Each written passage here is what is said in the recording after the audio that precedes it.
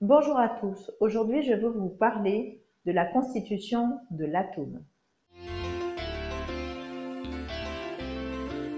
Qu'est-ce que l'atome? L'atome est un constituant lui-même de la matière. Comment en sommes-nous arrivés là? Eh bien, beaucoup d'hommes, dont vous certainement, se sont posé la question, alors quand je dis hommes, c'est avec un grand H, se sont posé la question de savoir de quoi était constituée la matière. La matière, qu'est-ce que c'est? C'est ce qui nous constitue, c'est-à-dire je suis constitué de matière, vous êtes constitué de matière, le tableau derrière moi, l'air que nous respirons et différents éléments, tous les éléments qui nous entourent en fait, que ce soit du vivant ou pas. Donc tout est fait de matière, tout est constitué de matière.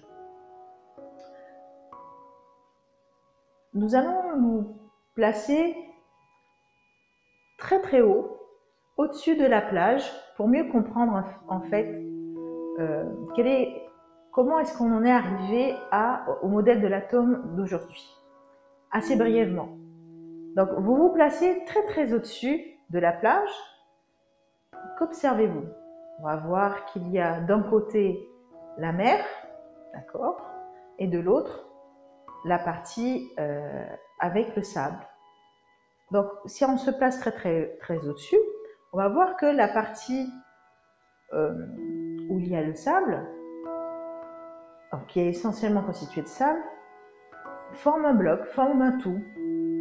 Et au fur et à mesure que l'on se rapproche, là on va faire la distinction entre le sable, peut-être quelques déchets, de la végétation, des animaux, des insectes, etc. C'est vraiment en se rapprochant que l'on se rend compte de cela.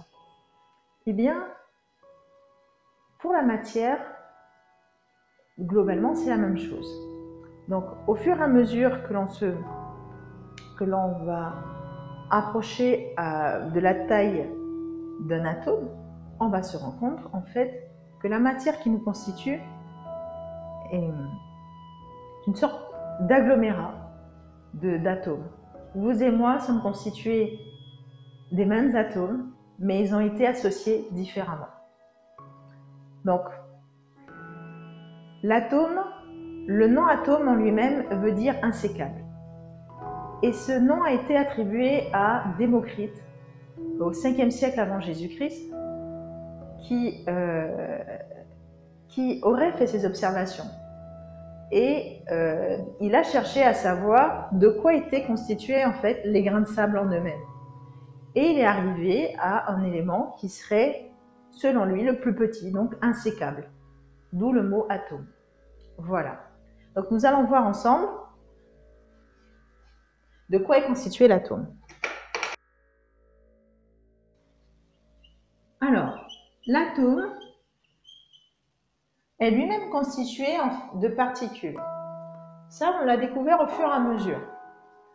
Donc, dans l'atome, qui est lui-même représenté comme étant une sphère, alors faites comme si c'en était une,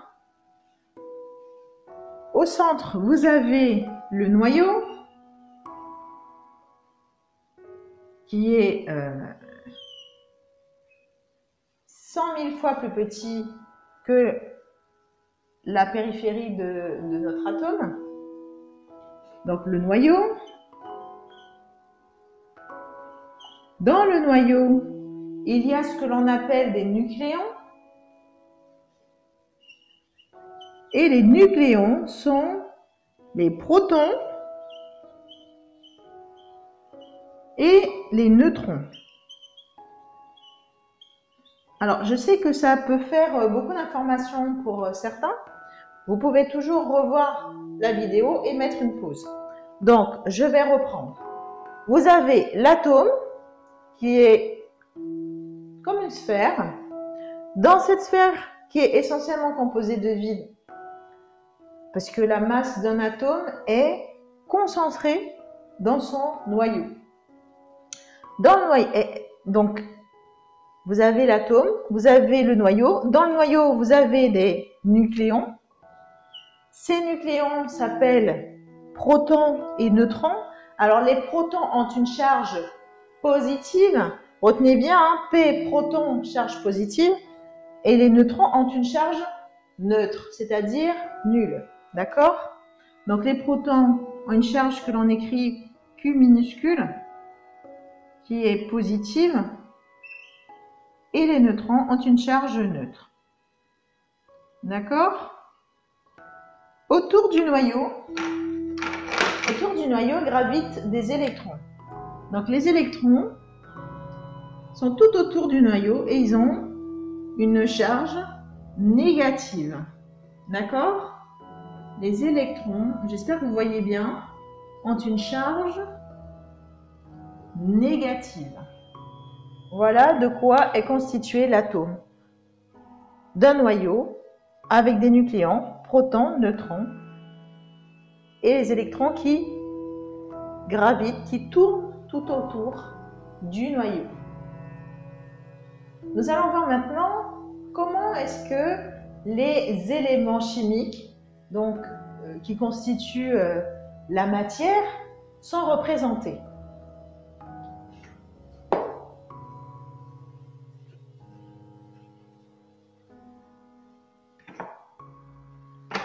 Un élément chimique est représenté comme ceci, par une lettre X.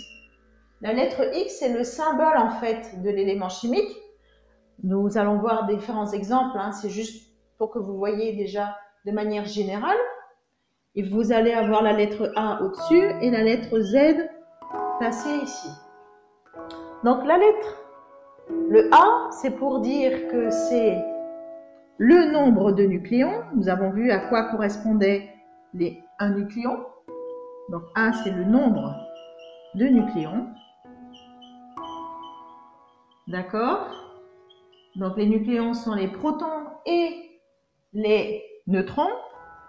Et Z, c'est le nombre d'électrons. Mais on dit aussi, on l'appelle aussi le numéro atomique. Parce qu'il est unique. Pour chaque élément, il est unique. Le numéro atomique. Voilà. Connaître le nombre d'électrons, c'est aussi connaître le nombre de protons. Pourquoi? Parce que l'atome, quand je le prends dans son ensemble, il est neutre. C'est-à-dire qu'il a une charge égale à 0, une charge nulle. Donc, le nombre d'électrons est égal, c'est le même que le nombre de protons. Voilà. Le nombre d'électrons est égal au nombre de protons. Donc, nous allons faire un petit exercice avec 3 exemples pour que vous compreniez mieux. Alors, prenons pour exemple l'oxygène.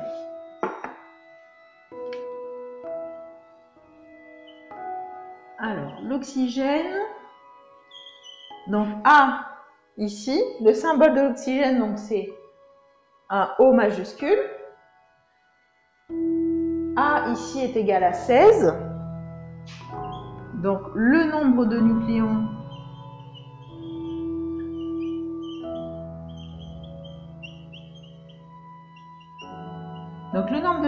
est 16.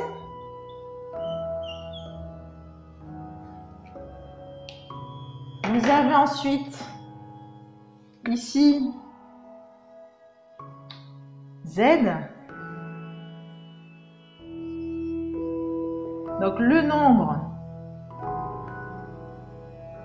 d'électrons qui vaut 8.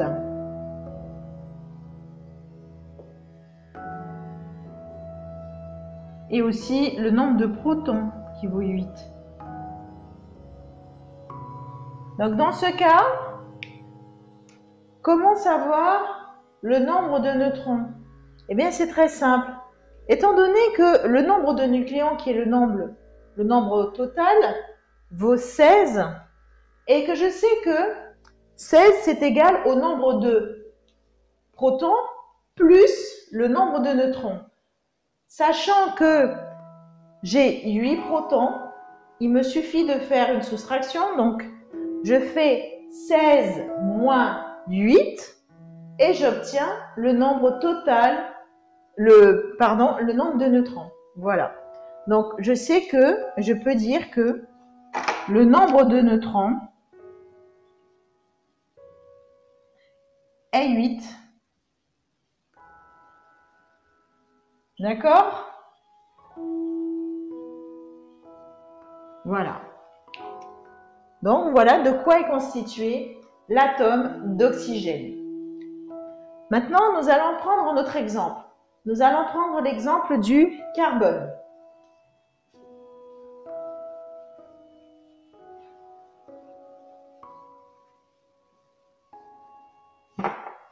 Alors, le carbone, le symbole, c'est C. Donc, il faut le connaître par cœur. Donc, je vais juste mettre maintenant A et Z. Donc, A, le nombre de nucléons vaut 12. Et ici, le nombre d'électrons, qui est aussi le nombre de protons, vaut 6. Voilà. Donc, je peux dire ici que j'ai 12 nucléons, 6 protons et 6 électrons. Et N, c'est le nombre de neutrons qui vaut A moins Z, c'est-à-dire 12 moins 6 égale 6. Donc, j'ai aussi 6 neutrons ici. Si je prends maintenant l'exemple de l'hydrogène, ce sera notre dernier exemple pour cette vidéo.